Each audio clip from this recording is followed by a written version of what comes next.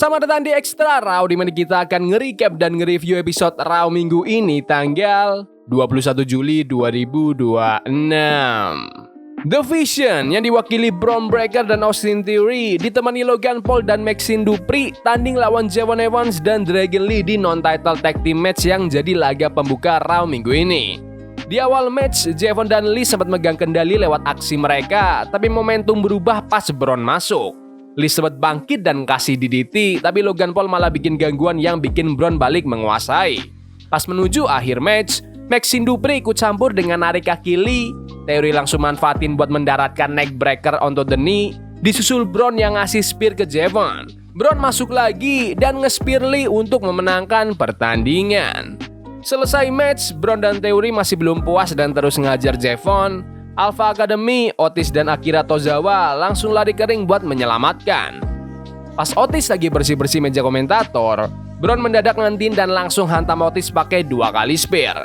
Theory kemudian robohkan Tozawa pakai left elbow sebelum akhirnya selebrasi bareng Maxxine Dupri.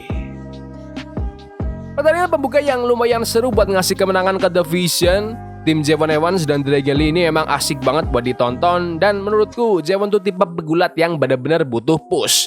Tapi ya, untuk sekarang dia belum dapat push yang layak aja. Aku pribadi suka sih ngelihat para pemegang sabuk juara bisa menang di non-title match, soalnya itu bikin kredibilitas mereka tetap terjaga. Tapi kasihan juga ya sama Otis dan Akira Tozawa. Mereka ini dicintai sama fans tapi jarang banget dapat panggung di Raw. Tebakanku sih kejadian ini bakal berujung ke pertandingan resmi buat gelar juara di kemudian hari. Ada tayangan video yang nampilin keseruan WWE di acara Fanatics Fest di New York City. Di sela-sela acara itu, Tom Brady sempat bercanda bilang kalau dia mau tanding 1 match aja. Sebelum akhirnya dia nepok kepalanya Logan Paul. Di backstage, Danhausen ketemu sama JD McDonough, Dominic Mysterio dan Liv Morgan.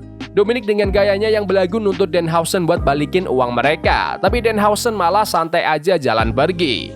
Terus, ada video package yang ngumumin kembalinya Big Cass. Videonya nampilin highlight perjalanan karirnya dulu di WWE sekaligus ngebahas perjuangan pribadinya. Di video itu dikonfirmasi kalau dia bakal return di Raw edisi 4 Agustus. Ada satu video recap lagi yang nampilin kemenangan Danhausen atas JD McDonough di Saturday Night's Main Event kemarin. Kemenangan itu dapat bantuan dari Karl Anthony Towns yang ikut menyerang JD McDonough dan Dominic Mysterio di tengah-tengah match. Lanjut, Danhausen masuk ke ring sambil bawa tas dan mulai ngomong ke penonton. Dia merasa udah beres urusannya sama The Judgment Day di Saturday Night's Main Event, dan dia ngejelasin kalau daripada ngebalikin itu uang, dia milih buat ngebagiin uangnya ke para fans. Dominic Mysterio, JD McDonough dan Liv Morgan langsung datang memotong ucapan Danhausen dan minta tas itu diserahin. Danhausen malah ngebalas dengan bilang kalau mereka bertiga tuh udah dikutuk. Jadi sama Dominic langsung nyerang Danhausen, disusul Liv yang melayangkan tamparan. Gak lama kemudian, Joe Hendry datang ke ring dan pasang badan buat ngelindungin Danhausen. Liv memanfaatkan kesempatan itu buat ngambil tasnya Danhausen, lalu The Judgment Day kabur membawa tas berisi duit itu.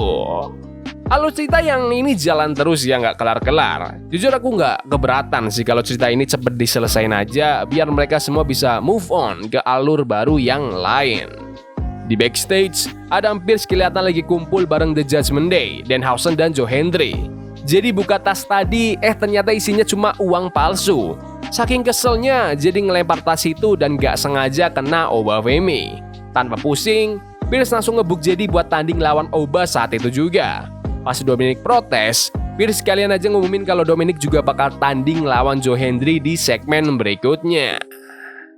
Langsung aja ke Oba Femi tanding lawan JD McDonough. Jadi sempat daratkan serangan di awal, tapi Oba langsung mendominasi total lewat back body drop, running uppercuts, dan lebaran keras ke ujung ring.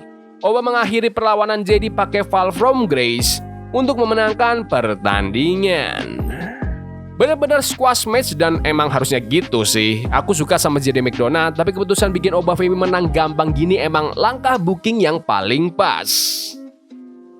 Lanjut, Solo Sikoa hadir di Raw dan langsung manggil Seth Rollins. Solo sadar kalau Seth lagi persiapan buat ngadepin Roman Reigns di SummerSlam, dan dia ngingetin Seth kalau nanti Seth gak bakal cuma ngadepin Roman, tapi seluruh The Bloodline. Solo menawarkan diri buat nge-backing Seth di SummerSlam nanti dengan alasan dia tahu persis gimana cara kerja The Bloodline karena dia sendiri mantan anggotanya.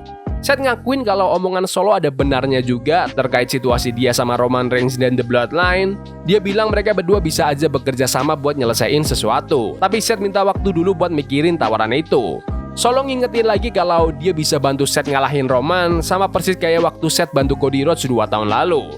Tiba-tiba Jake Fatu datang, Solo langsung ngacir mundur lewat area penonton sambil diteriaki sama Jacob. Pas Jacob balik badan, Seth langsung kasih super kick sebelum akhirnya ngelangkah pergi gitu aja. Tawaran dari Solo Sikoa ini lumayan menarik ya, tapi jujur aku masih berpendapat kalau The Bloodline tuh jauh lebih keren pas jadi heel.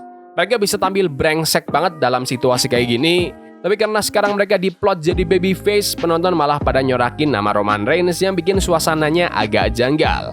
Apapun itu, aksi Seth Rollins yang bikin emosi Jake Fatu pasti bakal ada aksi balas dendamnya di kemudian hari.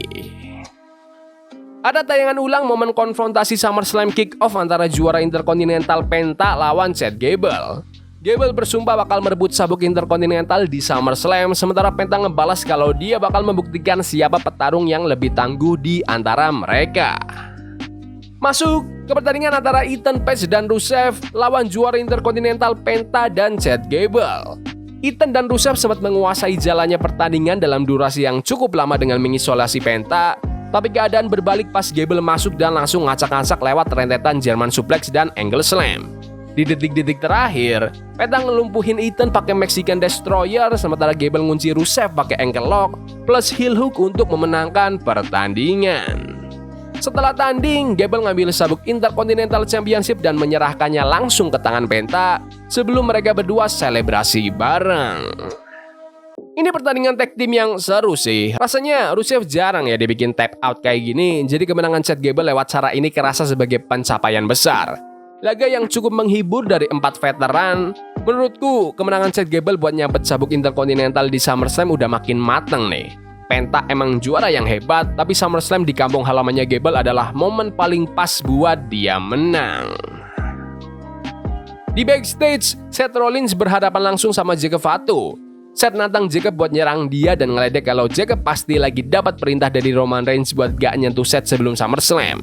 Seth juga memprovokasi dengan mempertanyakan kalau dia berhasil ngalahin Roman, apakah itu artinya Seth juga bakal menguasai sabuk sekaligus menguasai Jacob. Jacob ngebalas kalau Seth emang sempat unggul sekali dari dia, tapi hal itu nggak bakal terulang lagi. Jacob nambahin kalau Seth masih bisa berdiri tegak setelah SummerSlam nanti, Jacob sendiri yang bakal beresin Seth secara personal. Lalu ada video package dari Paul Heyman yang fokus membahas pertandingan Hell in a Cell antara Brock Lesnar lawan Obafemi yang bakal datang di SummerSlam. Heyman bilang match ini bakal sangat brutal sambil ngingetin kalau Brock Lesnar nggak pernah kalah di dalam Hell in a Cell. Dia sempat memuji tahun pertama Oba yang luar biasa di WWE, tapi menegaskan kalau perjalanan fantastis itu bakal hancur di tangan Brock Lesnar. Masuk ke Joe Hendry tanding lawan Dominic Mysterio yang didampingi Liv Morgan. Hendry sempat mengendalikan awal pertandingan sebelum Liv nyari celah dengan dorong Hendry ke tiang ring. Dominic manfaatkan momen itu dan memegang kendali sampai akhirnya Hendry bangkit lagi lewat follow slam dan discus clothesline. Pas mendekati akhir match, Liv coba ganggu Hendry lagi, tapi Danhausen mendadak muncul kembali bawa Io Sky. Io langsung nyerang Liv, bikin sang Women's World Champion keluar. Danhausen masuk ke ring dan daratkan Danhausen dead drop ke Dominic. Hendry langsung manfaatin momen itu untuk memenangkan pertandingan. Pertandingan yang solid dengan happy ending, berkat Danhausen yang bawa keluar Io Sky buat ngeberesin Liv Morgan. Joe Hendry juga manfaatin kekacauan itu buat ngalahin Dominic Mysterio. Ini ngebuka kelanjutan cerita kalau kutukan Danhausen ke The Judgment Day itu beneran manjur, yang bikin JD McDonagh sama Dominic sama-sama tumbang di episode Raw kali ini. Sebelum masuk ke main event, LA Knight sempat ngomong di hadapan para penonton. LA ngebahas 6-man tag team match yang bakal datang di SummerSlam yang melibatkan dirinya, Solo Sikoa dan Royce Kiss melawan The Usos dan Jake Fatu.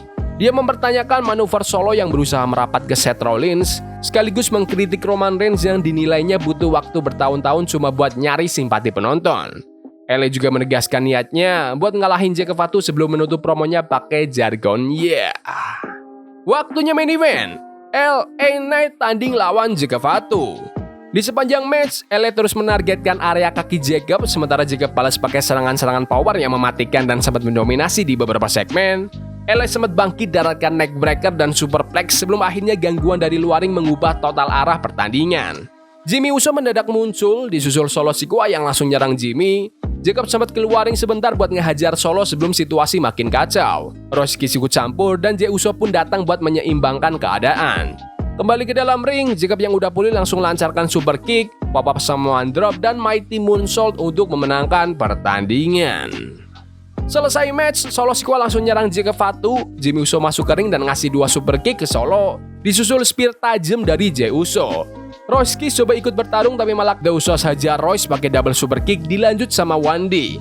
LA Knight yang tersisa cuma bisa terduduk tersudut di pojokan ring saat Jacob ngunci lehernya pakai tongan dead grip. The Bloodline masing-masing daratkan running hip attack ke arah LA sebelum akhirnya Jey mengakhiri penderitaannya pakai super fly splash. 3 anggota The Bloodline itu lalu berdiri sejajar di tengah ring sambil mengangkat jari mereka ke atas saat siaran Raw minggu ini berakhir. Bisa dibilang ini main event yang lumayan solid, ya walau nggak semewah main event Raw pada umumnya, tapi masih sangat layak ditonton. LA Knight nggak dibikin kelihatan lemah di sini karena kemenangannya tergolong cheap win. Segmen ini berhasil menjaga momentum positif The Bloodline dengan bikin mereka kelihatan mendominasi calon lawan mereka di SummerSlam nanti. Main eventnya simple dan clean. Oke, secara keseluruhan episode Raw minggu ini tuh rasanya nggak terlalu wah banget, nggak perlu nonton pun nggak masalah sebenarnya. Soalnya minim pengumuman besar kayak sebelumnya. Bintang utamanya agak kurang berasa karena Roman Reigns sama Brock Lesnar nggak kelihatan hadir. Kualitas matchnya juga oke-oke aja sepanjang acara, tapi nggak ada yang benar-benar spesial banget. Segmen promo berjalan lancar, tapi menurutku mereka berhasil mengemas build-up menuju SummerSlam dengan lumayan rapi. Dan maaf kalau beberapa hari ini nggak upload karena lagi-lagi komputer kena kutukan Danhausen, dan pas komputer udah nggak rewel, malah IndyHome tiba-tiba lost, nyala merah mulu 2 hari. Entah siapa nih yang nyuruh Danhausen buat ngutuk Roland Extra. Tapi menurut kalian gimana Raw minggu ini? Bagus? Gak bagus? Komen di kolom komentar.